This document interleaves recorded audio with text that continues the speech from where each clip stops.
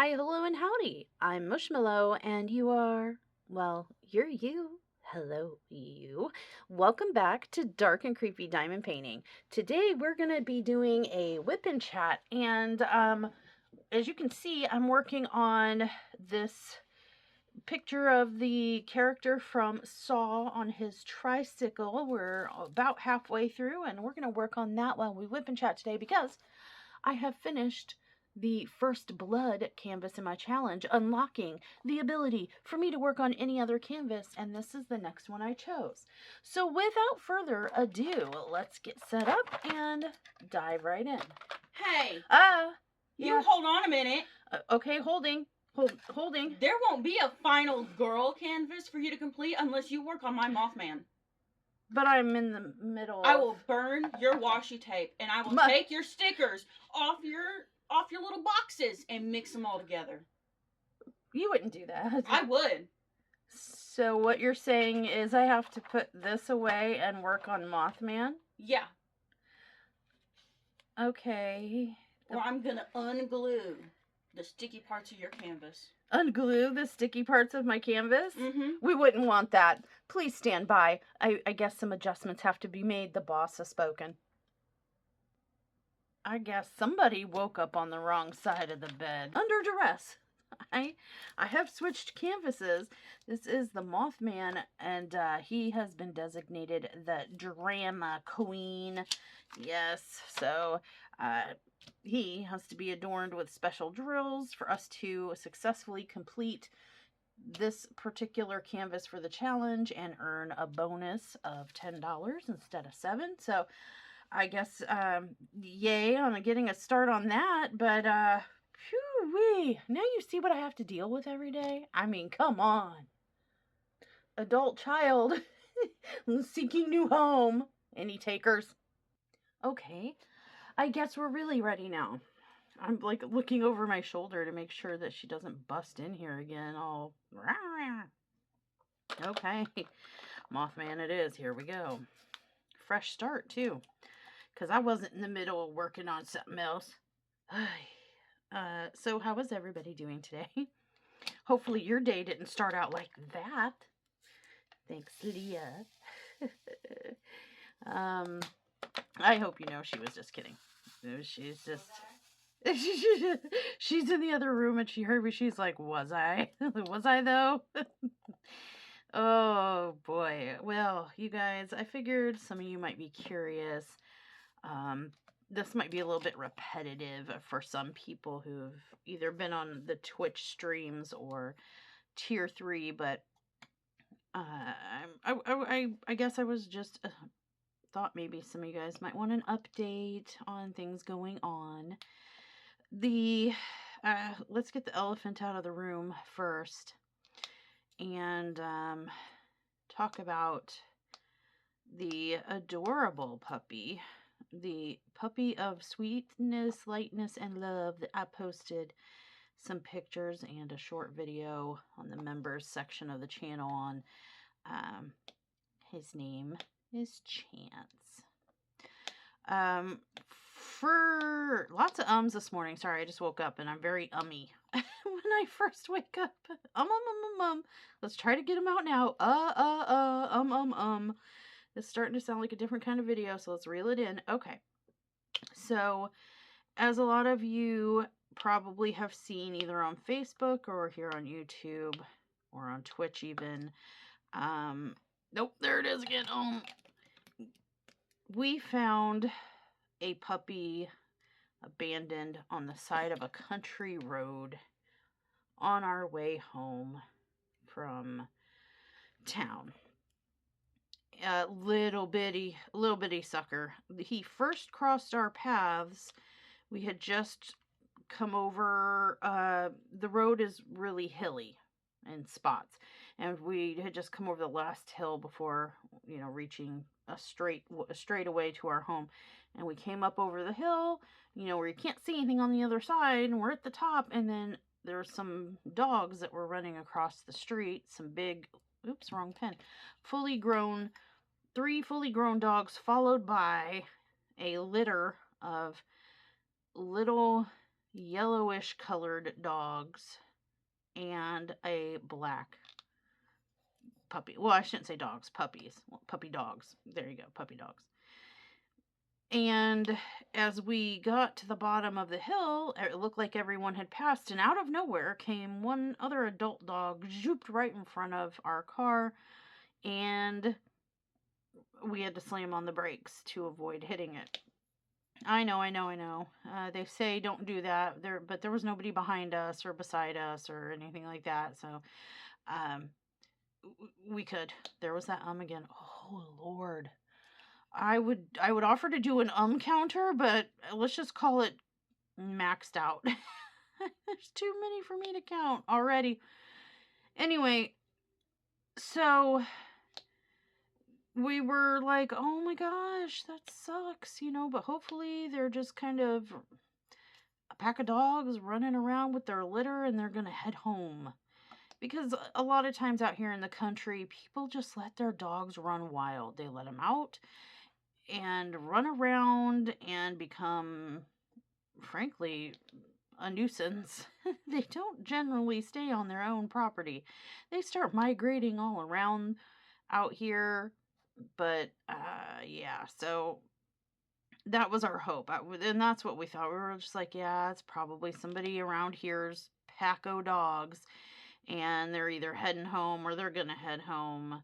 But boy, oh boy, they need to stay out of the road, And we saw them stop once they had crossed the road. I had noticed that they stopped just on the other side of a drainage ditch and by a tree that had a cardboard box. And I thought, okay. I mean, you see all kinds of things out in the country, but usually when you see animals, especially little puppies or kittens and cardboard boxes, a flag is raised in the brain. So we finished, down the road. It wasn't very far. A little bit down the road, you could still see where, we had first encountered those dogs from where we turned off, and we were going to the Garcia's home to drop off a couple dozen eggs. The Garcias, for anyone who's not familiar, are a family friends of ours. Their son, Fluffy, aka, well, I should say Andy Garcia, aka Fluffy. That's what we called him, was Sundown's best friend, who passed away from cancer last May. And this channel helped their family lay him to rest. We did auctions and stuff like that, and a GoFundMe, and we did auctions to raise money, and we did a live stream with Andy in the hospital and stuff, and the intent was to help raise money for his hospice care that he was gonna need after he got out of the hospital for a cancer related issue. But sadly, to everyone, including the doctor's surprise, he passed away just a couple days after that live stream and did not ever make it home to hospice. So the funds then got diverted to helping the family pay for his funeral expenses and such. If you're curious about that, there is a playlist on the channel, and you can see his live stream and him talk to us, the community, which he was a part of, and see the last recording of him, and hear his story and what all this community came together to do for him and how successful it was, etc., etc. Anyway, we remain close with the Garcias, and we were taking Mama and Papa Garcia some eggs, and we're there in about 10 minutes. then we left and we came out of the long driveway and back. We stopped at the end of the driveway to check both ways because we were going to get back on the road where we had encountered the dogs, the highway, and just kind of skirt a few more feet down the road to our dirt road that leads to our driveway.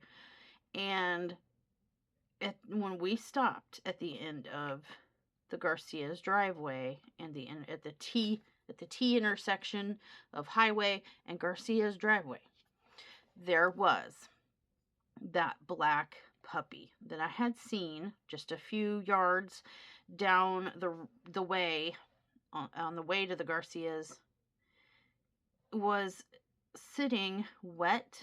It looked at the edge of the drainage ditch at the end of his driveway, right on the edge of the highway. And I panicked. I was like, stop. He's like right there. And we stopped the car and I'm like, oh my gosh, the adult dogs were gone. The other litter, the rest of the litter of yellow dog puppies that were running with them were gone. And he was there. It looks like maybe he had been trying to keep up with them. He's real little. And perhaps fell in the drainage ditch and they just kept going. Maybe he wasn't theirs. And so they just kind of left him behind, because usually mama dogs are pretty protective over their pups. And I couldn't imagine that a mama dog is going to leave a baby puppy in distress like that and just take off. But there he was, all alone and wet and shivering and itty bitty. So when we had stopped the car to check for traffic and he was right there on the side, he came scampering under the car, so we literally couldn't move it. In fact, we were really quite afraid to put the car in park, because when you put your car in park, sometimes, depending on your car, it kind of rolls forward or backwards and settles into place, right, into parking. And we didn't know exactly where this little baby puppy was under the car, and we were so terrified that that little movement was gonna like crunch a puppy. And I'm like, oh gosh. But we parked the car and Sundown got out and looked under the car, and there he was. He had literally stopped our car. So first encounter, ran in front of us, which resulted in a situation where we had to hit the brakes and almost stop the car. And then the second time we saw him just 10 minutes later, he was alone and he was scampering under our car in such a way that we had to stop the car. So twice he had crossed our paths and we had to stop the car. It was at the end of the Garcia's driveway. We kind of read into that emotionally, but coaxed him out from under the car. He was soaking wet. Looks like he had maybe fallen in the drainage ditch and somehow pulled himself out. And we kind of took a look over him and stuff and determined he was about 4 to 5 weeks old. Very, very young. Very, very young. He had all his little twofers, but the tips of his nails were still a little white. Sorry, we had a brief pause break there. Hurricane Sundown came bustling through, quite agitated. A whole other story. Anyway, so where was I? So we picked up the pup and we brought it home because it was a Saturday morning and there was nothing open, nowhere for us to take him. There was no humane society open in town, no vets open.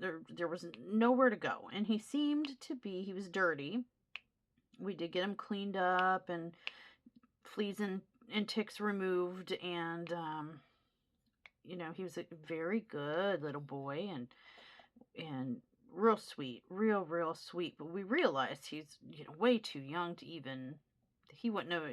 Usually they don't get to leave the litter until they're about 8 weeks or so old. And so, yeah, he still had little pink on one of his toe beans, and he still, was waiting on a scrotal situation. You know what I'm saying? Very, very young pup, but did have his teeth and stuff. So, but he was suckling still a little bit. He was thirsty, and he was like trying to suckle on fingers and sniff around chesticles to see if there was any mommy milk around. So he was kind of really at that tipping point of age of between nursing, I think. Yeah, he's pretty much done nursing because he had teeth, but it was still an option in desperate times, and transitioning into soft puppy food. So we brought him home with the intention of getting through the weekend and waiting for places to open up on Monday.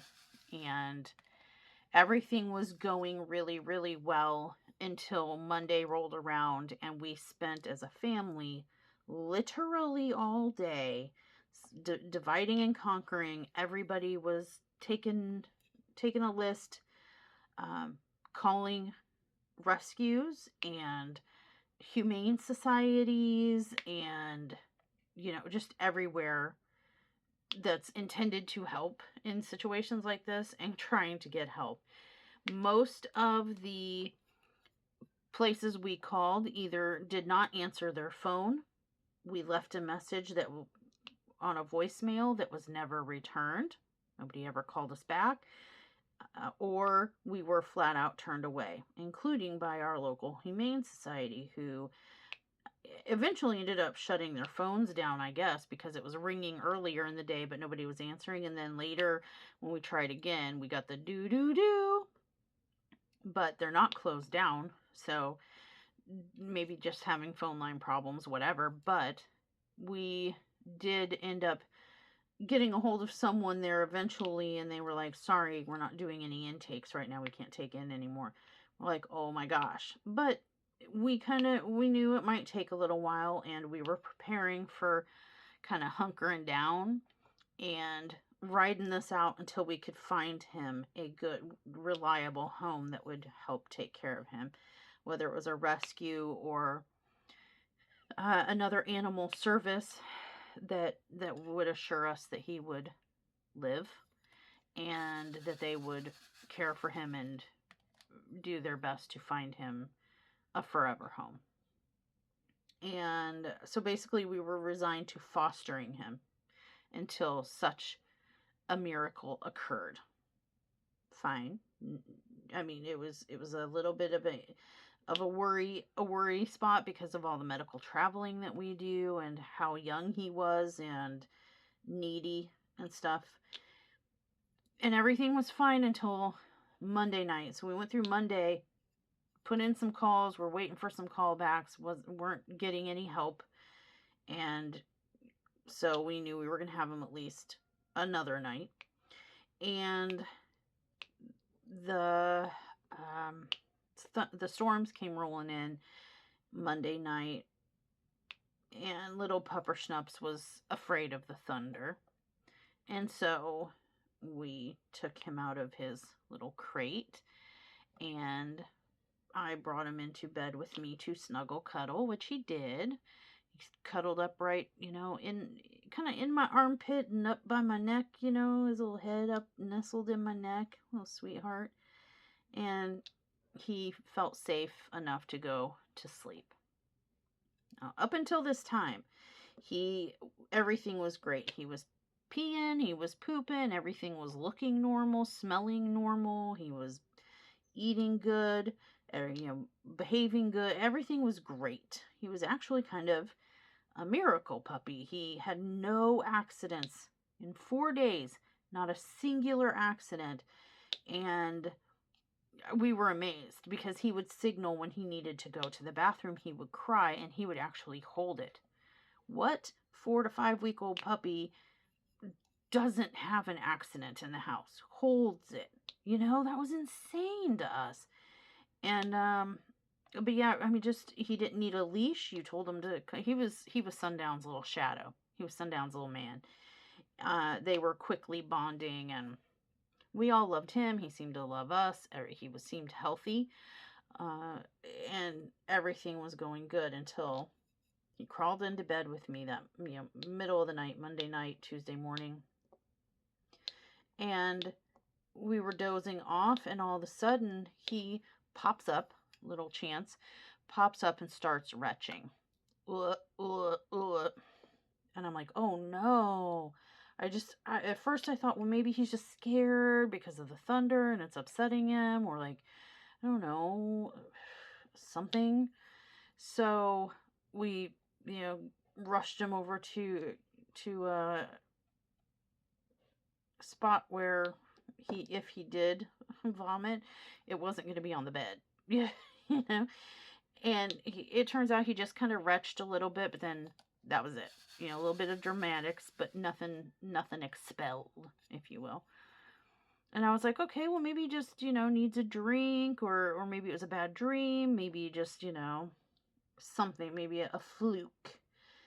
And he seemed to calm right back down and want to go back to sleep and nuzzle up. So I'm like, okay, well, let's lay back down. And he laid back down with me and snuggled up and started to fall back asleep. And then round 2. And I'm like, oh no.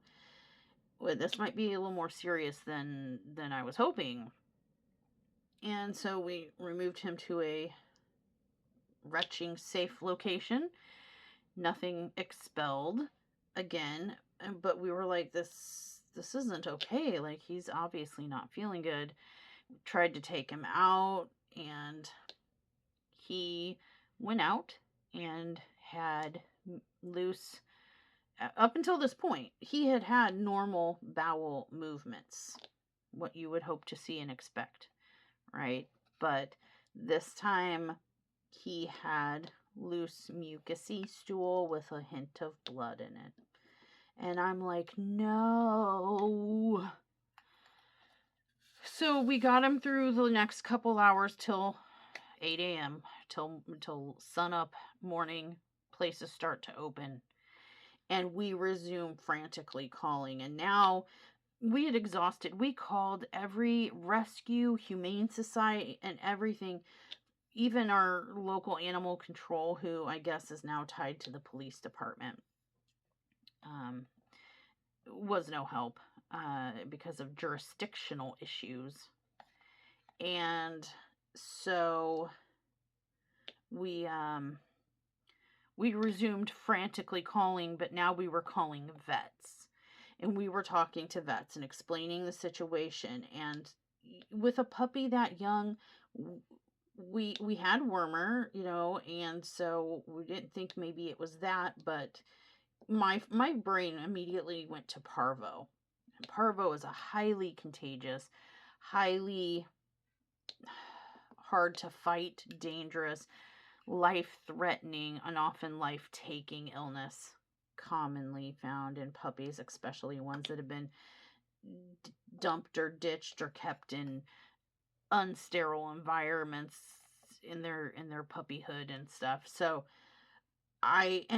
we have Char to worry about. We were worried. She's vaccinated, but that doesn't mean she won't get it. That just means that if she does get something, and it could be anything else, could be kennel cough, it could be anything. We don't know. We're not vets. We're not educated enough to beyond the basics like that to really know what we knew what it could be, but we couldn't diagnose it. You know what I'm saying? We hadn't seen any signs of worms or anything like that to this point, and so my brain went to parvo. It was very parvo-y in symptoms, and so we're calling and we're looking for help. And I have dealt with a puppy.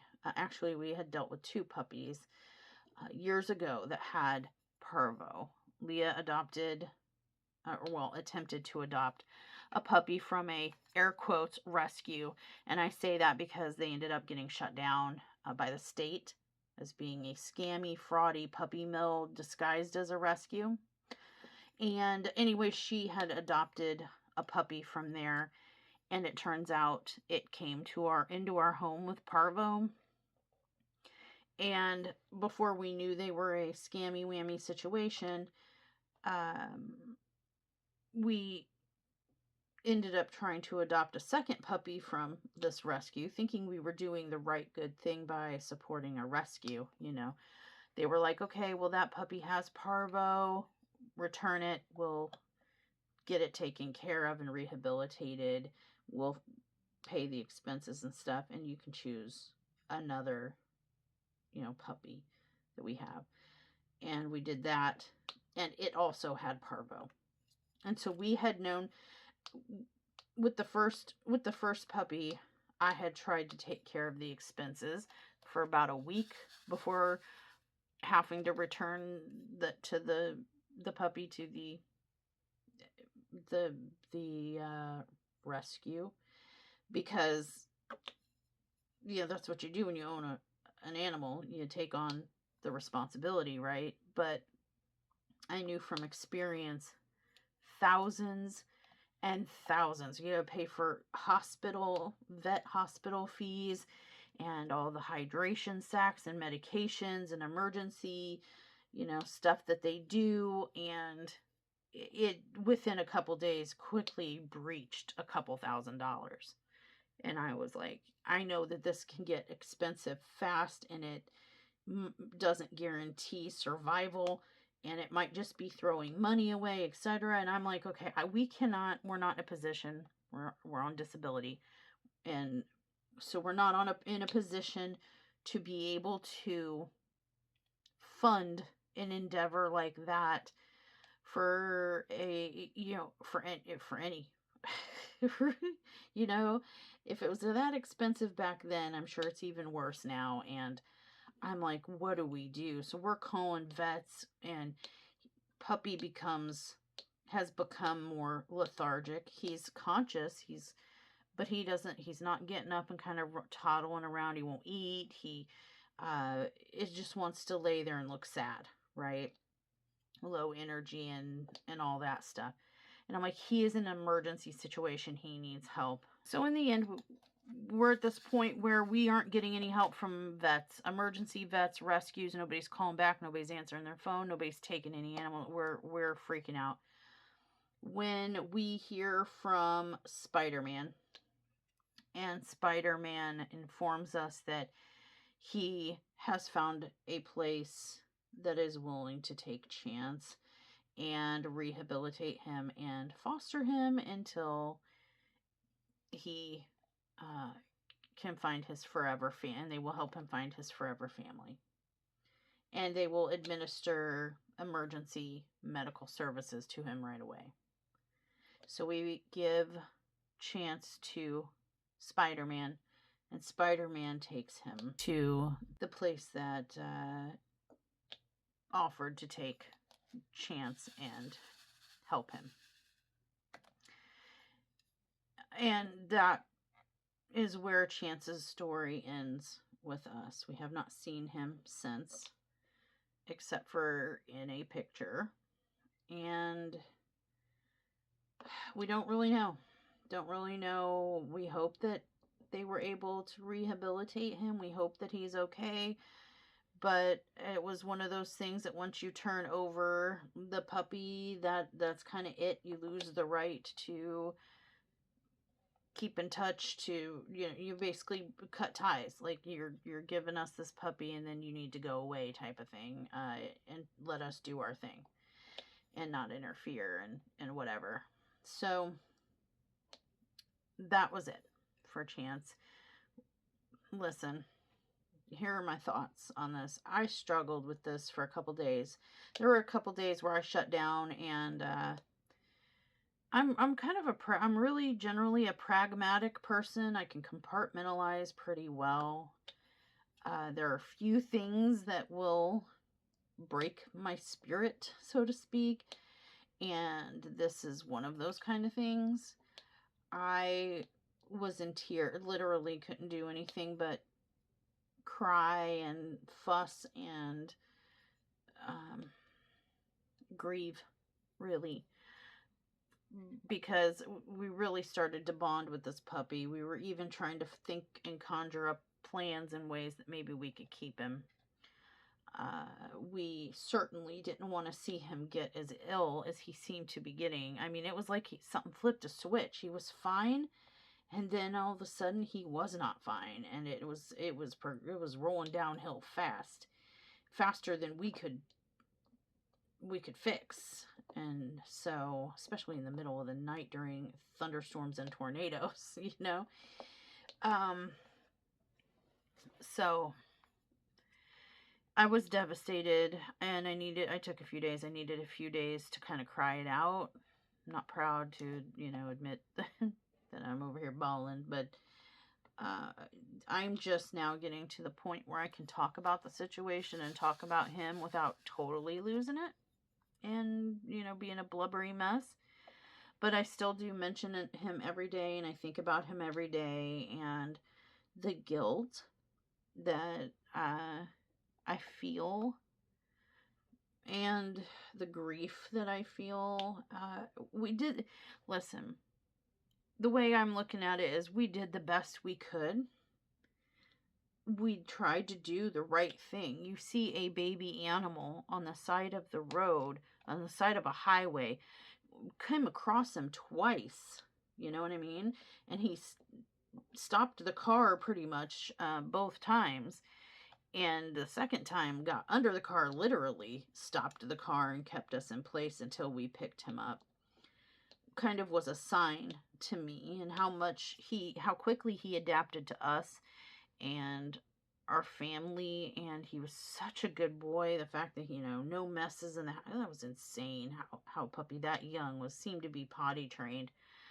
And it wasn't like a matter of us getting up on a timer every 10 minutes and taking him out. No, this was, I'll let you know when I have to go and you will take me. And that's what worked. And it was crazy how that was it. But, he was sleeping with us and curled up, and just a good little boy. He and Shar seemed to be getting along as well as can be expected. And it was good, and I think it would have been fine. I think they would have been great friends over time, but in the end, we had to do what was best for him. And I just was also really, I was affected because he went from fine to not fine so quickly, and I was equally affected because also we called everywhere all day Monday and Tuesday morning, begging these places and people and services that are built to and supposed to and exist to help animals who, have been abandoned or, whatever like this, found, lost, abandoned, and help them. And they were turning us away or not answering at all, not returning phone calls, turning off their phone. We couldn't get help anywhere, even vets' offices. Have you tried here, here, and here? Yeah, we sure have. Well, what about here? Yes, we have. Well, I'm sorry, there's nothing we can do for you. I know I know a person, call this number, and then that person never answers or returns the call. It was heartbreaking, and I guess no good deed goes unpunished is where my head was at, because we did the right thing. We took him in. We took care of him to get through the weekend until things were open and there were people available to call. And we got turned away and refused to the point where, we were in an emergency situation and desperate for help. And even then, these places that claim they're for animal rights and all this stuff were like, F you guys. And I'm like, what is your we were getting desperate, and it was just highly emotional, highly agitating. And I've had people say, but you did the right thing. You saved him. He would have been out in those storms if he would have even made it that long. We're out in the country. There's predators of all kinds, hawks, owls, And he was a little puppy. You know, there's hawks, there's owls, there's wild dogs, there's wild cats, there's alligator turtles. Matter of fact, there was an alligator found in a couple towns over, just crossing the highway. All, you know, dangers like the drainage ditch that he had fallen into, and then we had the storms, and he probably wouldn't have survived if we hadn't picked him up. He wouldn't have made it, as you know, alone, especially when that pack of dogs he was running with abandoned him. He wouldn't have survived. So we did the right thing. But when we did the right thing, we got punished for it because nobody would help us. No rescues, no animal shelters would take him in. And it was a desperate, disheartening situation. And I'm just like, we live out in the country. We see this once in a while when people dump animals kind of out in the country where no cameras, nobody can see. But there's maybe some houses around and thinking, oh, somebody, take them in and whatever. So we kind of, it's not uncommon, but it doesn't happen. It happens more than I'd like, but not a daily thing. You know what I'm saying? But I'm sitting here like, what happens next time? What happens next time we see an abandoned animal on the side of the highway like this, injured or not, or young, or whatever, any kind of are we supposed to be those people that just keep driving because we know that we're not going to be able to get them help because none of these services that are supposed to help actually do help? I don't know if I could live with myself. But on the flip side, we're not in a health position right now, and we never will be, to take on something like what we were facing there. It's just like, you're damned if you do and you're damned if you don't. How do you live with yourself? How do you drive by and see an animal, especially a baby animal, in distress or whatever on the side of a road and know that you're its best shot at help, but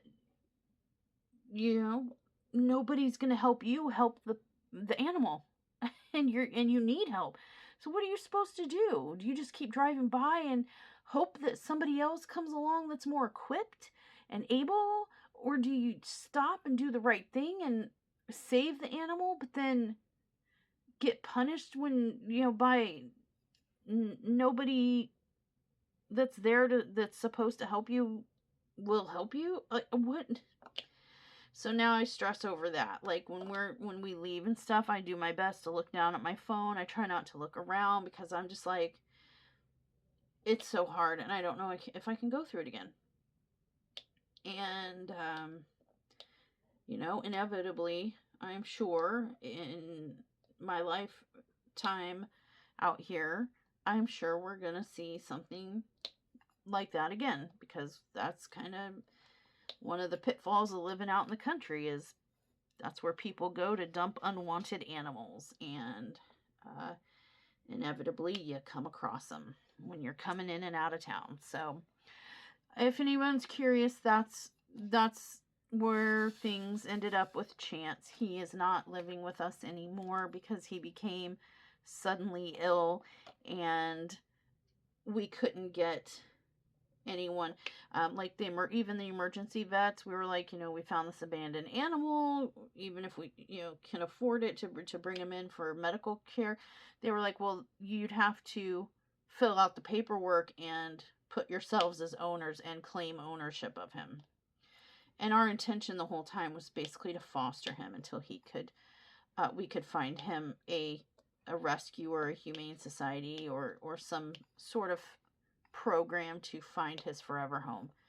We knew we couldn't potentially, probably handle a little puppy forever. Does that make sense?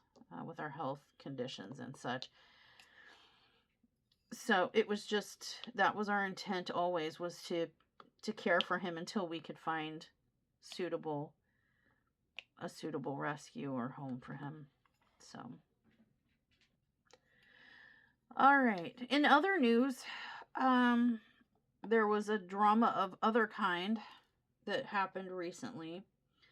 As many of you, if you're returning, you may know, and for those who don't, Leah is Sundown and I's adult daughter, one of our adult children, and she does live at home.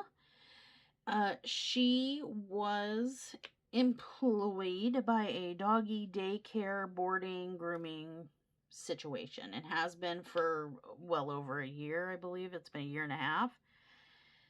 And lately she had been coming home and expressing concern because she's gotten compliments from pet parents and from some coworkers and stuff about doing a really good job. She's been doing very well at her job and really liked it and stuff. But the owner lately seemed to have taken issue with her, but never discussed with her exactly what the problem was. Basically, the owner created kind of a toxic environment in that she was constantly like hovering and picking on Leah, giving her the worst hours all the time, back to back to back to back, kind of like punishing hours. You know what I mean? Those shifts that, once in a while you work a double shift, start at 6:30 a.m. or whatever, but no, this was like day after day after day after day, and instead of rotating them like they usually do and stuff, she was dumping it all on Leah. She was just really, I guess, kind of little gossip in the little clique. This is the owner, one of the owners. I guess it's owned by a couple, and it was the female in the couple that was doing this. I asked Leah, I'm like, well, is this a younger person or an older? Because, from what she was telling me and the behavior, the toxic environment and the gossiping and the mean girl mentality and stuff that was being displayed and perpetrated upon Leah, it sounded to me like this was like is this somebody in their 20s? Like, they're young?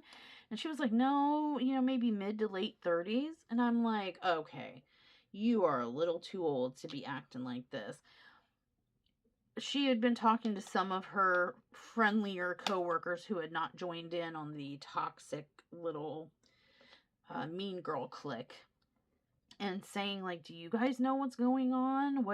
Have I done something and I don't realize it? Or is there something I need to correct in my behavior or my job performance that maybe I'm not aware of? And she's not, instead of telling me, she's just being, doing the whole mean girl bit to me. And the general consensus was, no, you're a really good employee.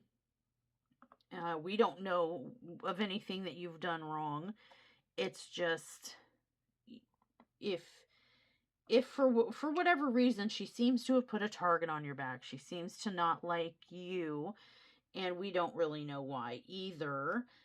But yeah, she's definitely has it out for you for some reason, and nobody could figure out why. Leah has apparently been dealing with this for a couple weeks before she even brought it to us, and I think she was hoping that, like, maybe I think part of her was afraid that maybe she was doing something terribly wrong with her work ethic or something, her attitude or something, and she didn't want to tell her parents, like, for fear of that we'd get upset with her. And I think some of it was she was trying to handle it on her own, but in the end, she ended up after suffering through a toxic work environment where the owner is the one forming this small little mean girl clique of supervisors and coworkers, and just really unleashing on her in the scheduling. Every time had a chance to cut somebody early, they would cut her. And she would lose out on hours and therefore income to pay bills. And she drives 60 miles round trip, 30 into town to get to the employer and 30 to get back home. And she would get there and then they would cut her early, and basically she wasted the trip out there, you know? And she tried inquiring, like, why are you doing this? What is happening? Like, why is this the environment? Why am I being kind of pushed out? I can't fix a problem if I don't know what the problem is. So you need to communicate with me what is your issue. The general consensus amongst the employees that had chosen not to join the Mean Girl clique and were kind of like on Leah's side of things, who had worked there as long or longer, had said that unfortunately they thought maybe there were some potentially mental health issues involved associated with the owner. But she kind of, once she fixates and she gets in a certain mood, she'll fixate on an employee and put them through emotional hell. And it seems, and one of the people that Leah was talking to who survived it was the last one that got picked on by the owner like this, and got just put through the ringer emotionally, and through hours being cut and given crappy shifts all the time back to back and stuff like that. She survived it, made it through the other side, but it was her impression that that the owner just goes through these phases like that.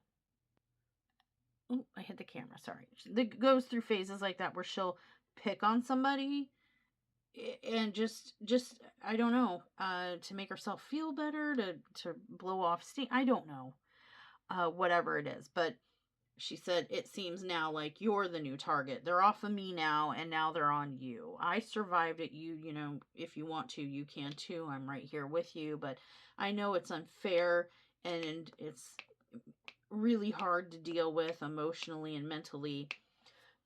But, I survived. Well, Leah had gotten to the point where she's like, I can't take this anymore. And so she started looking for a new job. She applied to a couple places and got an interview and was offered a job, and they were willing to match full-time hours and her current pay. Although they usually start people off lower than what Leah was earning, they were willing to come, match her pay to start with advancement opportunities. So Leah did the right thing. She did the right thing. She's like, even though this is going to be incredibly hard and miserable for me, I know that she is just gonna take this out on me in the worst possible way. The responsible thing to do is to put in a notice. Now, this new employer needed Leah to start just as soon as she reasonably could, but was very understanding and appreciated the fact that Leah insisted on putting in a notice at her job. And so Leah put in a week notice. Excuse me. And she thought, well, because the thought was the old employer, like the employer she was leaving, wasn't going to really care. It seemed like they were trying to kind of force her out anyway, make it so uncomfortable that she quit. And so we all figured, instead of the traditional 2-week notice, a 1-week notice would be probably preferred by everyone, and it would be fine, because they obviously were mistreating her at work, and we figured they'd be like, they'd be good with the 1-week notice, right? So she went in to work the next day after getting the job at the new place, and she worked her entire shift, and at the end of her shift, she said, I just need to let you know this is my resignation. I am giving you a 1 week notice. My last day will be whatever day that was. I wanted to thank you for this opportunity, and I will continue to work to the best of my ability. I'm promising you that I'm going to show up to my shifts and everything like that because you have me on the schedule all week. I will be here and do my job as I always have. Nothing will change except for I won't, my last day is this day. So she turned it in at the end, worked her full shift, turned in her notice at the end of her shift, gave a final date for a week from that day. And I mean, we were proud of her because she could have just no call, no showed. Apparently, the last 2 people that left the job suffered kind of the same toxic work environment, mean girl clique, everybody dogpile onto this one person for like literally no reason. I don't know what the reason, honestly. All I can think of is just one of those, we decide we don't like this person because they're too, they're better at their job than we are, or, they rub us wrong, whatever. It was just nonsensical, no real reason given, picked on for type of thing. And the last 2 people that had been under fire, I guess, from this toxic environment, actually no call, no show. They just quit and ghosted and disappeared. Leah, at least, was brave and strong enough to give her a notice, knowing that the rest of the work week was probably going to be a living hell for her under those conditions, right? But she wanted to do the right work ethical thing. And so she did her entire 8-hour shift, gave her notice, and came home. By the time she got home, about 30 minutes later, she noticed that she was kicked out of the employees group chat, the pet parents chat, so because she was also a client, and just basically all the group chats she was booted from. And she was texted a picture or whatever of her being removed from the schedules. She had a full-time hour week this week, and they erased her hours, just took them away, wrote her off the schedule, and essentially fired her before her resignation was fulfilled. Does that make sense? Without saying you're fired, they just basically, you're going to quit? You're going to resign from this position? Well, let me just take your hours away. In Arkansas, that is allowed. That is not considered, even though it was retaliatory in nature. I mean, obviously, she was on the schedule full time. She gave her, for this week, she gave her notice, assured them that she would be showing up for her shifts. She needed the money, right? And when after, instead of, and they were like, okay, well, sounds good. Thank you for letting us know, and all to her face. Oh, yeah, everything's great.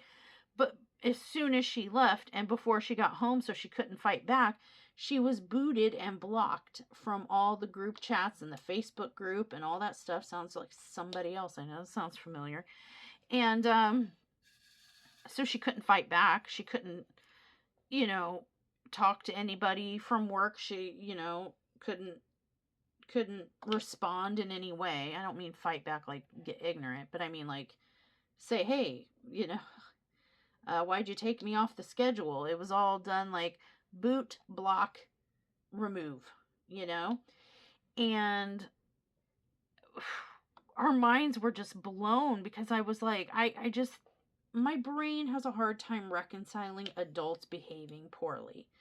And by that, I mean, I mean, we all have our attitudes, and we, some of us cuss, and some of us are, maybe rude or what. I mean, I don't mean like behaving badly, like rude or something like that, or uncouth, or I mean when adults bully younger people, or do what this employer did to her face. Well, thank you so much for letting us know, and oh, you're going to be missed and stuff like that, and didn't mention anything about no, just leave now, we're going to take you off the schedule, GTFO, none of that. No, to her face, everything was great and went real smooth, and she couldn't believe it until she came in and found out that she'd been booted and blocked from customer chat and the Facebook group and the employee chat, and she had been texted a picture of her erased off the schedule. And the first thing I did is start looking up Arkansas labor law, because I was like, in a lot of states that's illegal. Retaliatory actions by an employer against oops. Oh, good. Still tacky. I accidentally brushed my sweatshirt arm around there. But in a lot of places, that's considered retaliatory action, and that's illegal in a lot of states. Not in Arkansas. Nope. An employer is well within their rights to remove someone from remove someone's hours after they've given a resignation, even if it is in retaliation. I was dumbfounded by that, the fact that that's acceptable in the state's labor law. But it is, and so there's really nothing that she could do aside from, if she could prove that she was on the schedule and the hours that she was scheduled to work prior to giving her notice, and then prove that she was removed from the schedule after giving her notice, she could have applied for that week of unemployment. But she did not have the forethought to take a screenshot, and she'd even been kicked out of the employer app where you can see your pay and your hours and your schedule and all that stuff. She'd even been kicked out of that, so now she can't even see her pay or nothing, what she should be expecting. I mean, they could totally screw her on her final paycheck, and she'll never know because she can't see that app anymore. Yeah, it's that bad. And we were just like dumbfounded. Wow. And to know that an adult that's older than her by at least a decade, is the one doing this behavior, especially when, as far as we know, as she's told us, and as far as she's aware, if Leah is to be believed, which, I'm not one of those people that thinks any of my children are absolutely perfect and can do no wrong. We're human. We're imperfect. We do make bad choices, behave poorly sometimes, etc., etc. She is capable of doing wrong. But in this instance, I firmly do believe her when she explains the situation and how things went down. I don't think she did anything wrong. In fact, I think she was probably the best employee that they had. For instance, there was a day where she came into work for her afternoon shift. Okay. There was a dog that had been there since in the daycare, was being boarded maybe, but had been there all day since they opened. And as the night dwindled on and pet parents were coming picking up their pets and less dogs were there, the groups were getting smaller and smaller, and they were condensing. And she was brought a group of dogs that were coming into her yard, into her babysitting supervision, into her purview, if you will. They were coming in under her care, and the procedures were, when you get dogs transferred to under your supervision in your yard, you do a check on each individual dog from tail to nose, whole body, check them over, make sure there's no injuries, no illnesses, no ticks, and, no poo-poo paws, poo-poo butts, owie bleeding, toe, fingernail breaking. Make sure that they are in mint condition when they exit someone else's yard and enter yours. And she was doing those checks and came across one dog who she noticed there was blood on the underside. So, okay, this is a dog snoot, okay? Dog face, tip of dog nose. Well, let's do it this way. Tip of dog nose, dog face, right? And this would be the top where you'd like pet between their eyes, scratch the top of their nose, whatever, right? Right here. But the underside is, under their chin, right? Well, she was doing this whole check, and under the chin, there was a puncture wound in a dog. It was a hole, and there was blood had been dried, so it had been there a while. But there was a wound, an open wound on the underside of the dog's chin. Basically, if something punctured there, it would have come up under their tongue. And she noticed it, reported it, and they went back and checked the security cameras and had to zoop, zoop, zoop, zoop back all day. 12 hours prior to the dog. The first time Leah is seeing this dog coming, it was when they were condensing yards toward the end of the night, coming into her care. 12 hours earlier in the day, when Leah was still at home, before she came in for her shift, had nothing to do with her.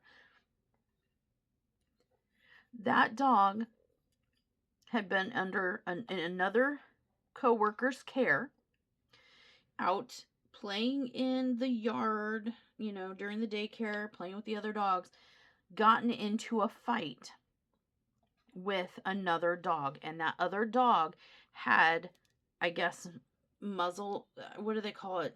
Lockjaw? Muzzle lock? Whatever. Basically bit the mouth of the injured dog and locked its muzzle shut with its mouth.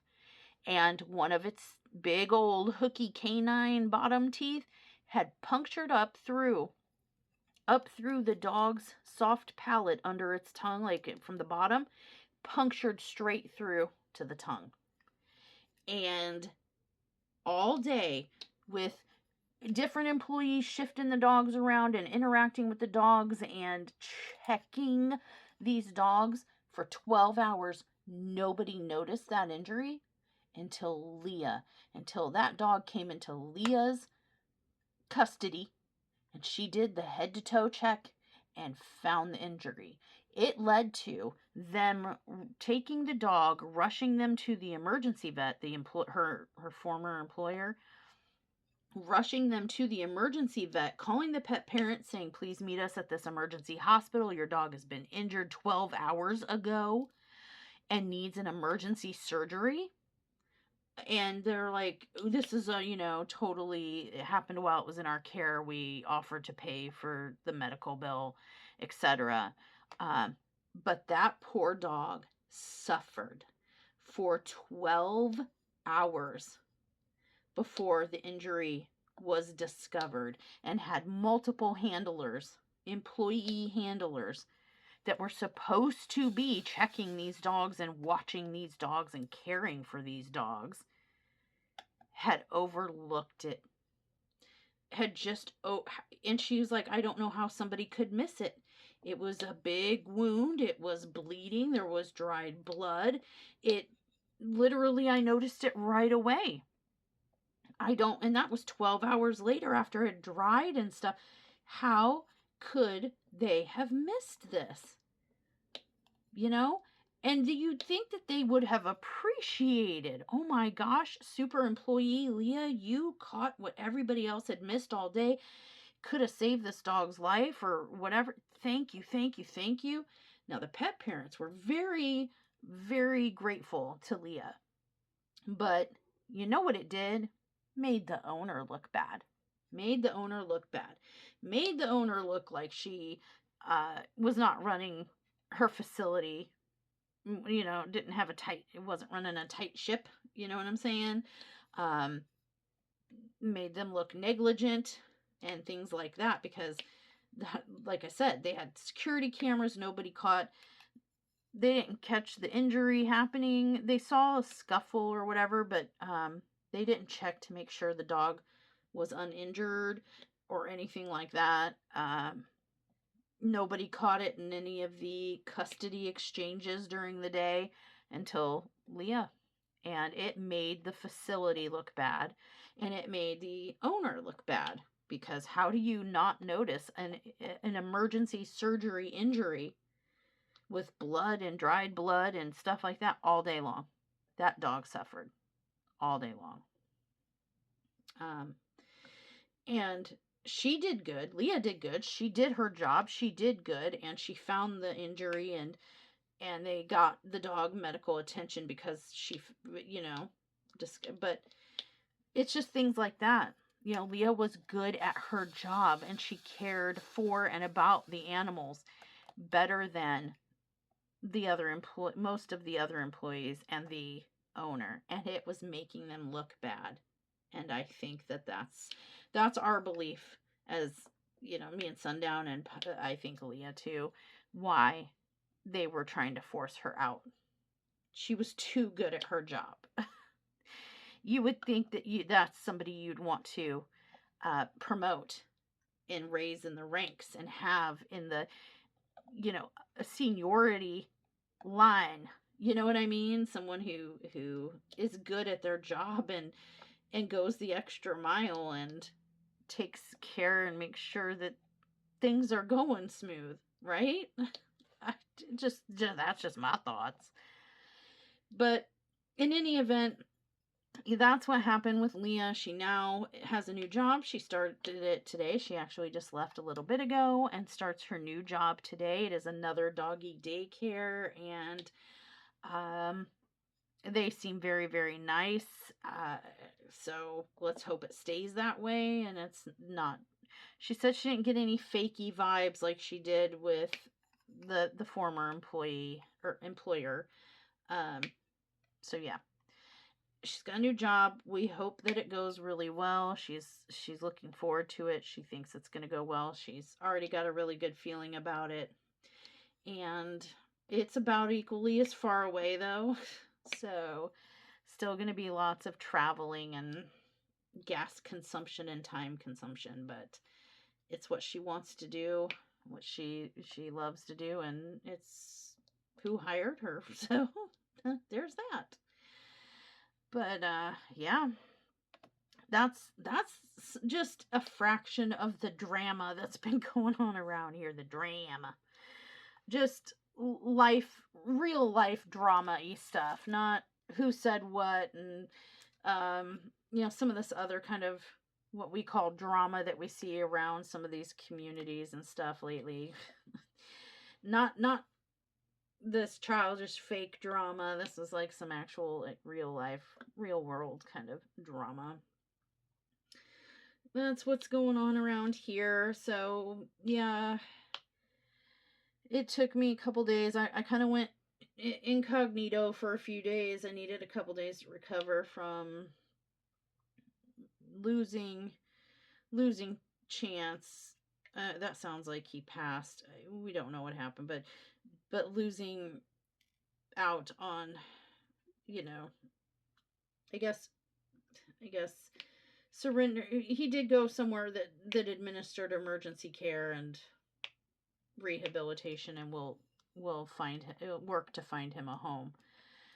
It's what I mean by losing him is just the fact that we had to have him surrendered so that he could get the help that he needed and we could not provide. And it just made me really sad because things were going so well, and then literally on a dime, just took a turn, and we didn't have a choice but to let him go. So I needed some time to recover from that, and then we were dealing with this drama Leah was going through and trying to help guide her the best we could through a situation where she was being bullied and mean girled by people that were considerably older than her. So, all right, you guys. Well, that's what's going on in our lives, and as you can see here, I have done what Leah demanded, so graciously insisted. Yeah, graciously insisted by starting Mothman. So, Mothman has begun. This is our drama queen. Yes, I was working on our final final puppet, but apparently I am now working on Mothman, our drama queen.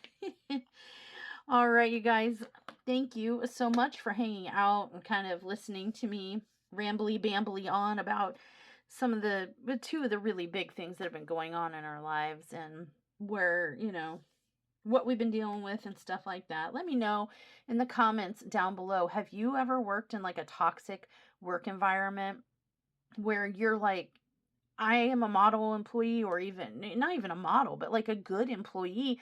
I haven't done anything wrong, and you get picked on by a manager or a mean girl clique for reasons you don't even know, and you're like, why are you doing this to me? I actually do good work, and I show up for my shifts, and I take extra hours, and I go the extra mile, and I'm getting treated like crap. And did you ever figure out why you were getting treated like that? Was it just a personal thing, like someone in charge just didn't like you as a person, and so they picked on you until you felt like you had to leave, or forced you out, or any kind of work related issues similar to what Leah went through, and how did you deal with it, and how did it end?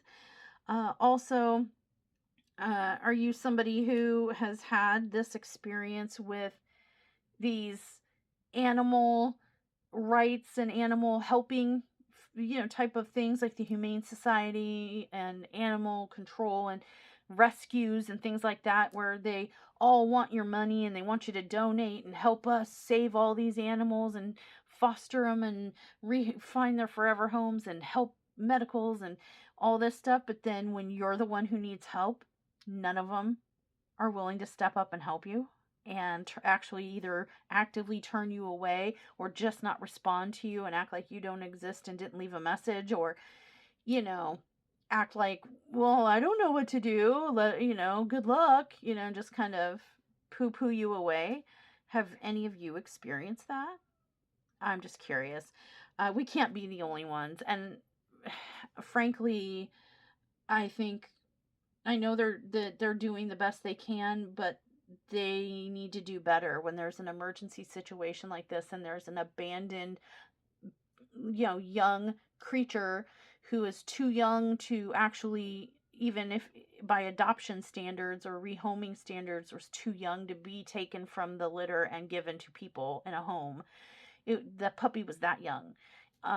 For situations like that, I feel like there should have been mountains moved to help him. And yeah, I just feel some type of way, but maybe that's just how things go. I'd love to hear your stories. Let me know. And with that, we're done here. Until next time, stay naughty. Bye.